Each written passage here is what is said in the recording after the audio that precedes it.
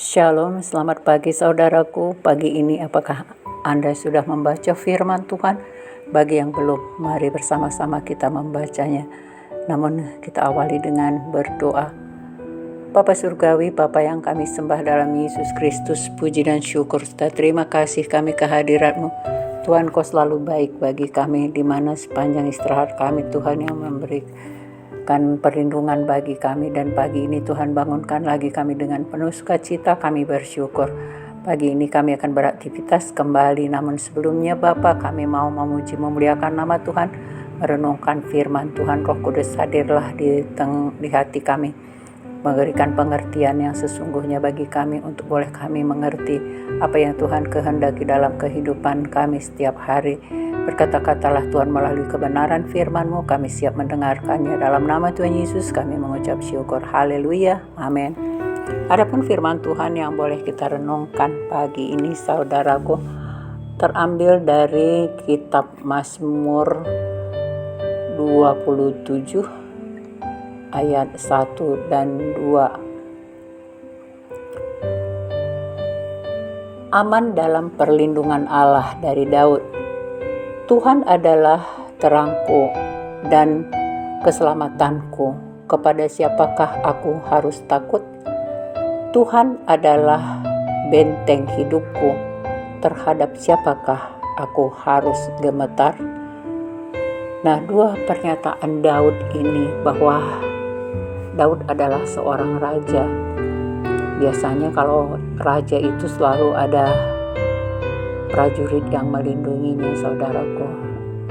Tetapi dia berkata hari ini bahwa dia merasakan lebih aman di dalam Tuhan.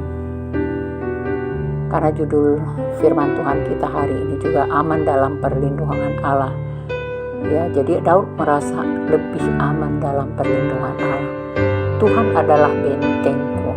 Nah, kalau biasanya benteng itu adalah sebagai pertahanan. Setiap kali ada serangan dari musuh, tentunya benteng itulah yang menghalang, yang membuat tidak bisa musuh menaklukkan kita, saudaraku. Dan Daud mengatakan bahwa Tuhan adalah bentengku dan keselamatanku. Nah, jadi kalau orang yang takut akan Tuhan, yang selalu setia dengan kebenaran firman Tuhan, maka Tuhanlah yang menjadi benteng kita dan Dialah yang menyelamatkan kita. Kepada siapakah aku harus takut? Nah, jadi kalau Tuhan perlindungan kita, Tuhan yang menyertai kita, Tuhan yang memberikan perlindungan, benteng dan keselamatan, tentu tidak ada lagi yang harus kita khawatirkan. Walaupun memang kita sebagai manusia, karena kita masih hidup di dalam daging, saudaraku, kita sering sekali kita merasa khawatir, ya. Tetapi rasa khawatir kita itu akan lenyap ketika kita berserah kepada Tuhan, dan Dia selalu menyatakan bahwa perlindungannya selalu ada di dalam kehidupan kita. Nah, sama seperti Mazmur Daud ini tadi, bahwa dia sebagai raja pun, walaupun banyak prajurit yang selalu menyertai dan melindungi dia, tetapi dia merasa lebih aman kalau bersama dengan Allah. Maka dia selalu mengatakan bahwa Tuhan adalah bentengku dan keselamatanku. Kemudian yang selanjutnya dia mengatakan lagi, Tuhan adalah benteng hidupku. Nah, jadi benteng hidup kita artinya setiap hari mungkin saja ada hal-hal yang tidak berkenan di hati kita, yang bisa selalu membuat kita kecewa, yang membuat kita bersedih, yang membuat kita terluka. Nah, tetapi kalau kita datang kepada Tuhan, tentu Tuhan yang memberikan penghiburan bagi kita.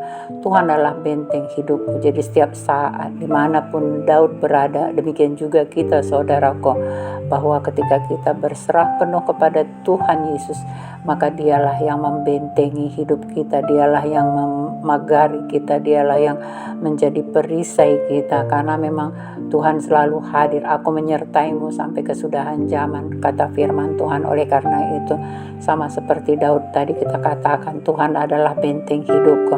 Terhadap siapakah aku harus gemetar? Nah, jadi kalau sudah kita serahkan sepenuhnya hidup kita di dalam tangan kasih Tuhan, tentu ada damai sejahtera, sukacita yang diberikan Tuhan di dalam kehidupan kita, sehingga apapun permasalahan hidup kita tidak perlu kita menghindarinya saudaraku, tetapi mari kita hadapi permasalahan hidup ini bersama Tuhan, karena ketika kita mengangkat tangan, Tuhan yang turun tangan. Ketika kita yang turun tangan, ya Tuhan yang akan menjadi angkat tangan. Nah, jadi jangan pakai akal pikiranmu, jangan pakai kekuatanmu, tapi mari andalkan Tuhan saudaraku. Nah, jadi di sini juga dikatakan di Mazmur 5 ayat 13 berkata demikian.